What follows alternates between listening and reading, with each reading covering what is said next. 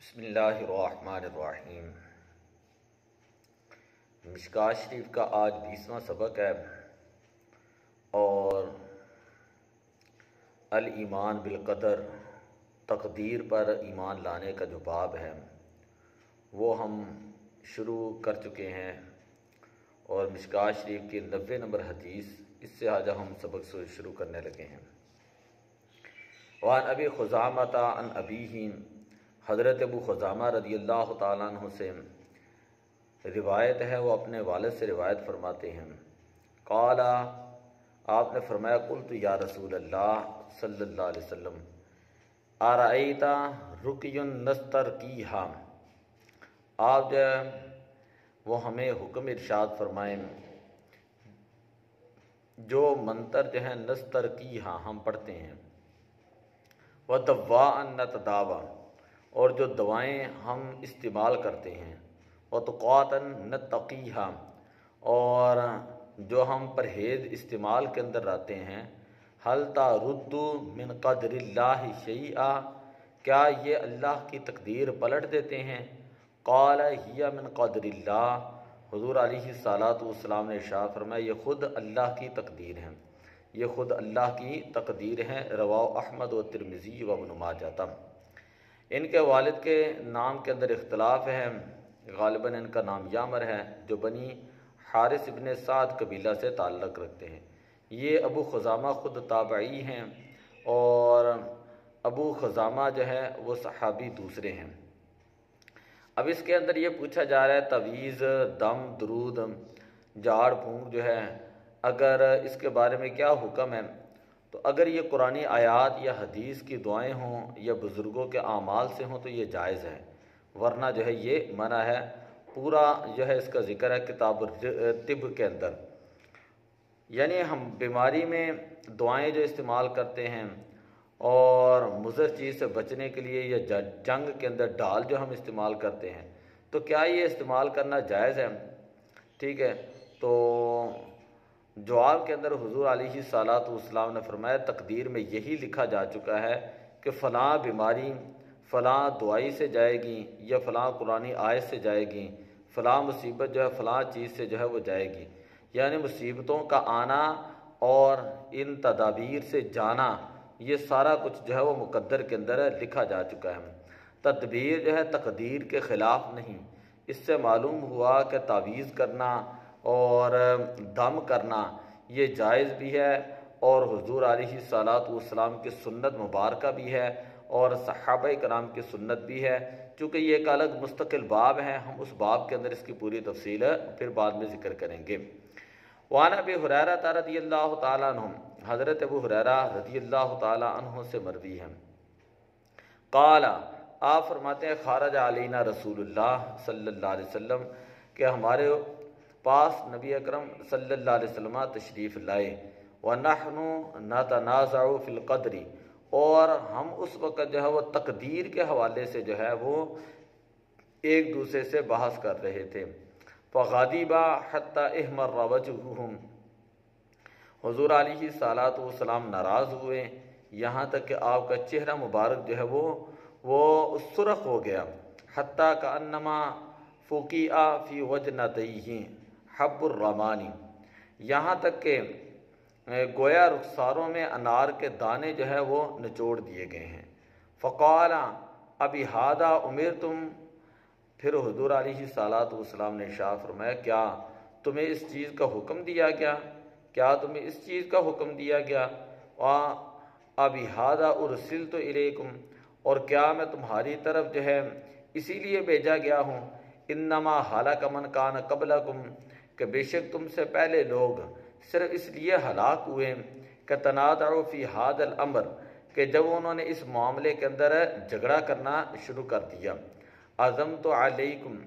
میں تم پر لازم کرتا ہوں، عزمت علیکم،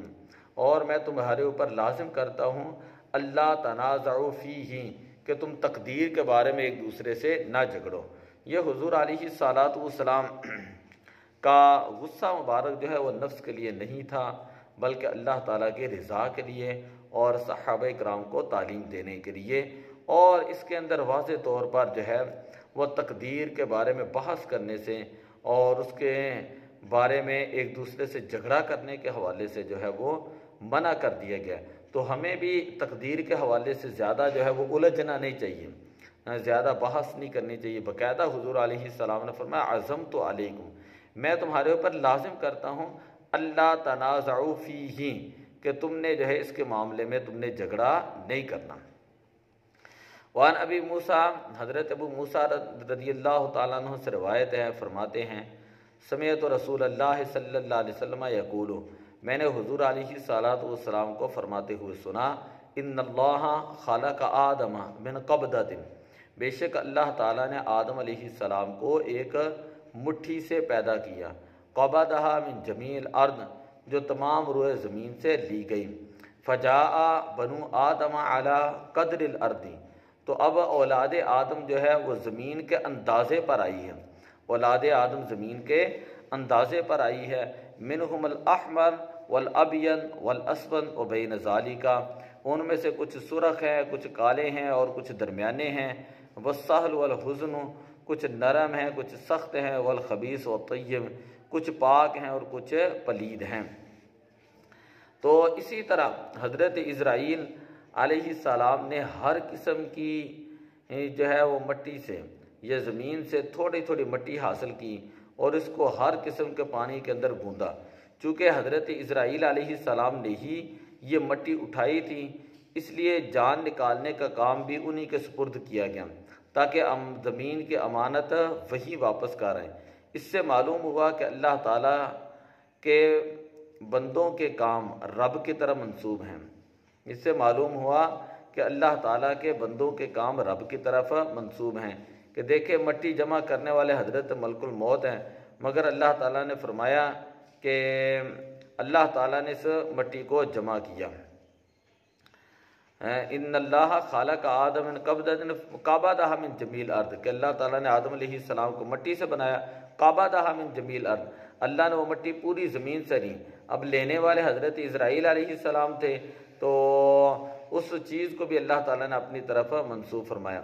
چونکہ کہتے ہیں مختلف قسم کی مٹیاں ہوتی ہیں، لہذا انسانوں کی صورتیں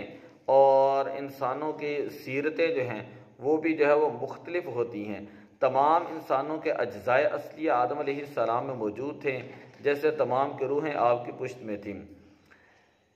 اس سے یہ بھی بات پتہ چلی کہ جو سفید رنگ والے ہیں، سانولے رنگ والے ہیں یا سفیدی سرخی سے مخلوط ہیں، یعنی جن کی خلقت میں سفید مٹی کے اجزاء غالب آگے وہ سفید ہوئے، کالی مٹی کے اجزاء جن پر غالب آگے وہ کالے ہوئے، جہاں دونوں برابر ہوئے وہ سانولے یا سرخ سفید ہوئے۔ اب یہاں پر یہ مسئلہ بھی جو ہے وہ حل ہو گیا کہ جیسے انسان کی صورتیں جو ہیں وہ مختلف مٹیوں کی وجہ سے مختلف ہوتی ہیں، ایسے ہی لوگوں کی سیرتیں جو ہیں وہ بھی مختلف مٹیوں کی وجہ سے وہ مختلف ہوتی ہیں، کہ جن میں نرم مٹی کے اجزاء غالب ہیں ان کی طبیعت جو ہے وہ نرم ہوتی ہے، اور سخت مٹی والوں کی طبیعت جو ہے وہ سخت، جو گندی مٹی سے بنے ہیں وہ طبیعت کے گندے ہوتے ہیں، اور پاک مٹی والے طبیعت کے پاک اور صاف ہوتے ہیں۔ تو اب جو اصلی فطرت ہوتی ہے وہ تو نہیں بدلی جا سکتی، اصلی فطرت وہ کسی صورت میں نہیں بدلی جا سکتی۔ ہاں طبیعت کی جو عارضی حالتیں ہوتی ہیں اس کو جو ہے وہ بدلنا ممکن ہے۔ دیکھیں جیسے ابو جہل کا کفر جو وہ اصلی تھا تو وہ نہ بدلا جا سکا، لیکن سیدنا عمر فاروق رضی اللہ تعالیٰ کا عارضی تھا تو نگاہ مصطفیٰ صلی اللہ علیہ وسلم نے اس کو دھو ڈالا۔ وعن عبداللہ بن عمر رضی اللہ تعالیٰ عنہما قال سمعت رسول اللہ صلی اللہ علیہ وسلم، حضرت عبداللہ بن عمر رضی اللہ تعالیٰ عنہما سے مروی ہے، فرماتے ہیں میں نے حضور علیہ الصلوۃ والسلام کو فرماتے ہوئے سنا، ان اللہ تعالی خلق خلقہ فی ظلمۃ، اللہ تعالیٰ نے اپنی مخلوق اندھیرے میں پیدا کی، فالقى علیہم من نورہ، اور پھر ان پر اپنے نور کی شعائیں جو ہیں وہ ڈالی، فمن اصابہ من ذلک النور اہتدی، جسے اس نور سے کچھ حصہ مل گیا تو اسے ہدایت مل گئی، ومن اخطأ، اور جو اس سے رہ گیا ضل، وہ گمراہ ہو گیا۔ فلذلک اقول، پھر حضور علیہ الصلوۃ والسلام نے فرمایا اسی وجہ سے میں یہ کہتا ہوں، جف القلم علی علم اللہ، کہ قلم اللہ کے علم پر سوکھ چکا ہے، یعنی جو لکھنا تھا وہ لکھ دیا، ٹھیک ہے۔ تو اس سے یہ پتہ چلا کہ انسان کا جبر جو ہے وہ لازم نہیں، کیونکہ وہاں یہی لکھا ہے کہ یہ بندہ اپنی خوشی سے یہ کام کرے گا، کام بھی تحریر میں آ چکے اور اس کا ارادہ اور خوشی بھی تحریر کے اندر جو ہے وہ آ چکے ہیں۔ حضرت انس رضی اللہ تعالیٰ عنہ سے مروی ہے، آپ فرماتے حضور علیہ الصلوۃ والسلام کثرت کے ساتھ یہ دعا پڑھا کرتے تھے، یا مقلب القلوب ثبت قلبی علی دینک و طاعتک۔ تو میں نے عرض کی اس کا معنی یہ ہے کہ اے میرا دلوں کو پھیرنے والے، یا مقلب القلوب، اے دلوں کو پھیرنے والی ذات، ثبت قلبی، تو میرے دل کو جو ہے وہ ثابت قدم رکھ، علی دینک، اپنے دین کے اوپر۔ فقلت یا نبی اللہ، میں نے عرض کی کہ اے اللہ کے نبی، آمنا بک، ہم تو آپ پر ایمان لائیں، وبما جئت بہ، اور آپ کی تمام لائی ہوئی چیزوں پر ہم تو ایمان لائیں، فہل تخاف علینا، تو کیا آپ ہمارے اوپر یہ خوف رکھتے ہیں؟ قال نعم، حضور علیہ السلام نے فرمایا کہ ہاں، وَإِنَّ الْقُلُوبَ بَيْنَ إِصْبَعَيْنِ، بے شک دل جو ہیں وہ دو انگلیوں کے درمیان ہوتے ہیں، من اصابع اللہ، اللہ کی انگلیوں میں سے، یقلبها کیف یشاء، جیسے چاہتا ہے اللہ تعالیٰ، جدھر چاہتا ہے اللہ تعالیٰ انہیں پھیر دیتا ہے۔ تو یہ دعا جو ہے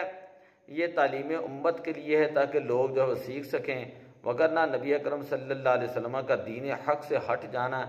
ایسے ہی ناممکن ہے جیسے خدا کا شریک ٹھہرانا، بلکہ جس پر وہ نکاح کر دیں، اللہ تعالیٰ حضور علیہ الصلوۃ والسلام کے نکاح کی وجہ سے لوگوں کے تقدیریں جو ہے وہ بدل دیتا ہے اور ان کی تقدیریں جو ہیں وہ سنور جاتی ہیں۔ تو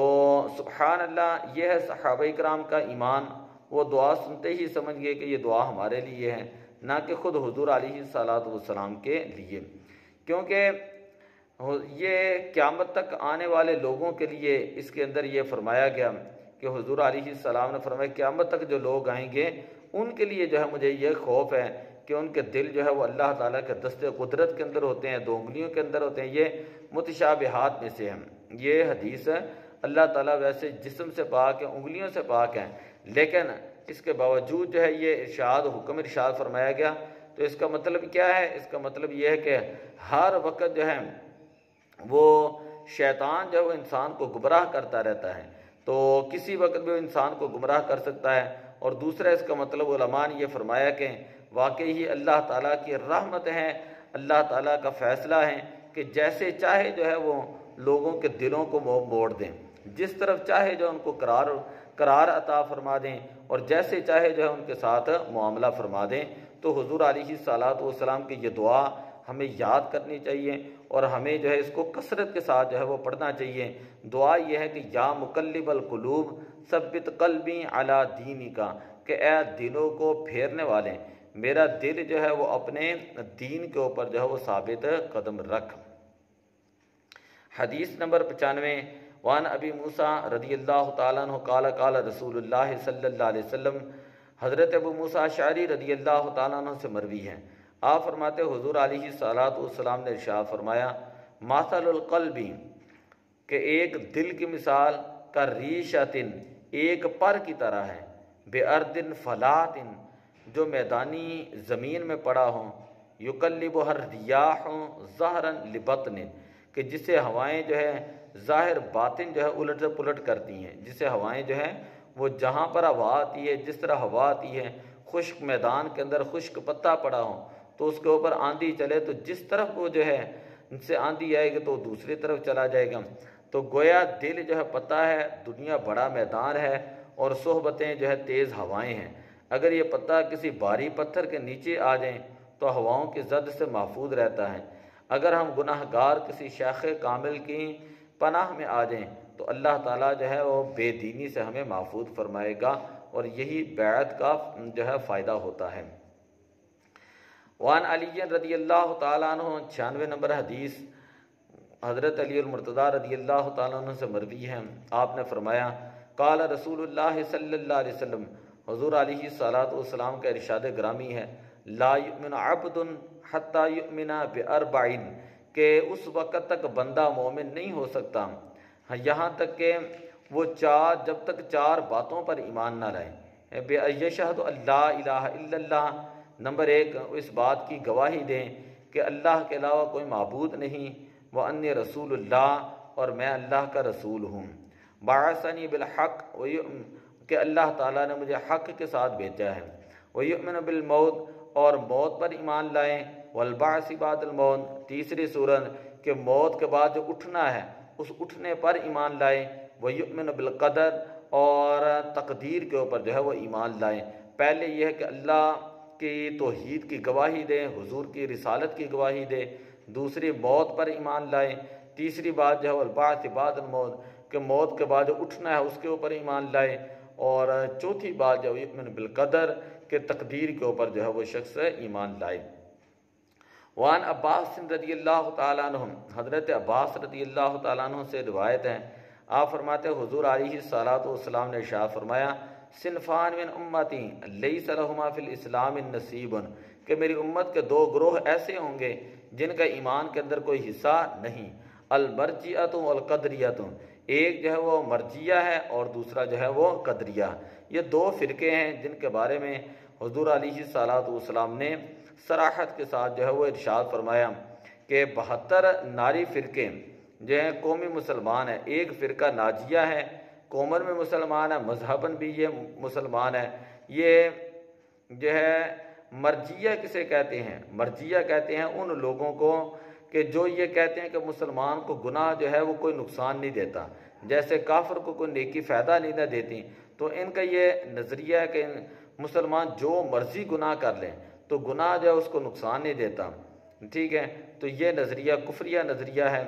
اسی طرح دوسرا جو ہے گروہ ہے ان کو قدریہ کہا جاتا ہے۔ قدریہ کہتے ہیں تقدیر، کہتے ہیں کہ کوئی چیز نہیں، یہ وہ لوگ ہیں جو تقدیر کا انکار کرتے ہیں اور یہ کہتے ہیں انسان ہی اپنے اعمال کا خالق ہے، اپنے اعمال کا خالق ہے، اور یہ بہت بڑا شرک ہے۔ تو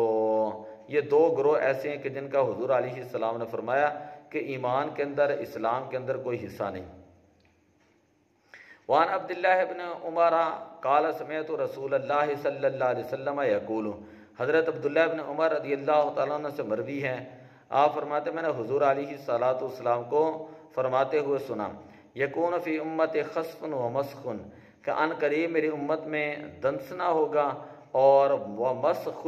اور مسخ کہتے ہیں چہروں کا بگڑنا ہوگا، چہروں کا بگڑنا، وذالک فی المکذبین بالقدر، اور یہ ان لوگوں کے بارے میں ہوگا جو تقدیر کے بارے میں تقدیر کو جھٹلاتے ہیں، ٹھیک ہے۔ تو یہ قرب قیامت جو ہے یہ واقعات ہوں گے، جس طرح قارون جو ہے وہ زمین کے اندر دھنسا گیا، اور بعض ایلا والے جو ہے لوگ تھے ان کو بندر اور سور بنا دیا گیا، تو یہ خسف اور مسخ، زمین میں دھنسنا اور شکلوں کا تبدیل ہونا، یہ جو ہے وہ ہوگا، قرب قیامت جو ہے یہ ہوگا۔ حضور علیہ الصلوۃ والسلام کے تشریف آوری کے بعد اس قسم کے عام عذاب تا قیامت بند ہوں گے، خصوصی عذاب جو ہے وہ آئیں گے، لہذا یہ حدیث اس آیت کے خلاف نہیں، ما کان اللہ لیعذبہم وانت فیہم، اللہ کا کام نہیں کہ انہیں عذاب دیں، کہ وہاں عمومی عذاب کی نفی ہے اور یہاں خصوصی کا ثبوت ہے۔ یہ اس حدیث کا مطلب یہ کہ اگر میری امت کے اندر خسف اور مسخ ہوا، یعنی زمین میں دنسنا ہوا اور شکلوں کا تبدیل کرنا ہوا، تو وہ قدری جو فرقہ ہے اس کے اندر ہوگا، قدریوں کو یہ عذاب قیامت والے دن ہوگا، ٹھیک ہے۔ بعض نے کہا کہ قدریوں کو یہ عذاب قیامت والے دن ہوگا کہ میدان معاشر میں ان کے منہ کالے ہوں گے اور پل صراط سے گرا کر ان کو جہنم کے اندر دنسایا جائے گا۔ آگے روایت ہے کہ یہی صحابی ہیں جو فرماتے ہیں، حضرت عبداللہ بن عمر رضی اللہ تعالیٰ حضور علیہ الصلوۃ والسلام نے فرمایا، القدریۃ مجوس هذه الامہ، یہ جو قدری لوگ ہیں، قدریہ فرقہ، یہ اس امت کا مجوسی ٹولہ ہے، ان ماریدوں فلا تعودوہم، اگر بیمار پڑ جائیں تو ان کی عیادت نہ کرو، وَإِن ماتوا، تو اگر وہ فوت ہو جائیں تو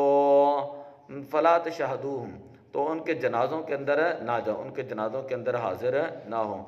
تو آگے روایت ہے، حضرت عبداللہ بن عمر رضی اللہ تعالیٰ عنہ فرماتے ہیں، حضور علیہ الصلوۃ والسلام نے فرمایا، لا تجالسوا اہل القدر ولا تفاتحوہم، کہ جو قدریہ ہیں، قدریہ اہل قدریہ اور قدریہ فرقے والے لوگ ہیں، ان کے ساتھ جو ہے تم نشست و برخاست یعنی اٹھنا بیٹھنا جو ہے بند کر دو اور ان سے کلام کرنا جو ہے وہ تم بند کر لو، کیونکہ یہ ظالم لوگ ہیں۔ اور اللہ تعالیٰ نے قرآن کے اندر ارشاد فرمایا فَلَا تَقْعُدْ بعد ذکر مع القوم الظالمین، کہ نصیحت حاصل کرنے کے بعد جو ہے وہ ظالم قوم کے ساتھ نہیں بیٹھنا چاہیے۔ تو یہ چند ایک احادیث پاک تھیں۔ ایک حدیث پاک حضرت مطر بن اقامس رضی اللہ تعالیٰ عنہ سے مرویہ فرماتے حضور علیہ السلام نے ارشاد فرمایا اذا قضى اللہ لعبد ان يموت بارض، اگر اللہ تبارک و تعالیٰ چاہیں کسی بندے کے حوالے سے کہ اس کو موت کا فیصلہ فرما دیں کہ اس بندے کے نے مرنا ہے، مرنے کے متعلق فیصلہ فرما دیں، تو کسی خاص جگہ پر مرنا ہے تو جعل لہ الیہا حاجۃ، تو اس کے لیے وہاں اللہ تعالیٰ ضروری کام جو ہے وہ ڈال دیتا ہے۔ اذا قضى اللہ لعبد، جب اللہ تبارک و تعالیٰ کسی بندے کے بارے میں یہ فیصلہ فرما دیں ان یموت بارض، کہ اس نے فلاں جگہ پر جو ہے وہ مرنا ہے، فلاں جگہ پر اس کی روح جو ہے وہ قبض کی جائے گی، جب فیصلہ اللہ تعالیٰ فرما دیں تو جعل لہ الیہ حاجۃ، تو اللہ تعالیٰ اس بندے کی وہاں پر کوئی نہ کوئی حاجت جو ہے وہ رکھ دیتا ہے۔ اب اسی طرح دیکھیں نا کئی لوگ مکہ اور مدینہ شریف کے اندر جاتے ہیں اور وہاں پر جا کر جو ہے وہ فوت ہو جاتے ہیں، تو اس کی دلیل بھی یہی حدیث پاک ہے کہ ان کی موت جو وہ لکھی ہی وہاں پر گئی اور اللہ تعالیٰ نے ان لوگوں کے لیے اسباب جو ہے وہ پیدا کر دیے۔ تو دعا اللہ تعالیٰ ہمیں ان احادیث پاک پر عمل کرنے کی توفیق عطا فرمائے۔ الصلاۃ والسلام علیک یا رسول اللہ وعلی آلک واصحابک یا حبیب اللہ، الصلاۃ والسلام علیک یا خاتم النبیین وعلی آلک واصحابک یا شفیع المذنبین۔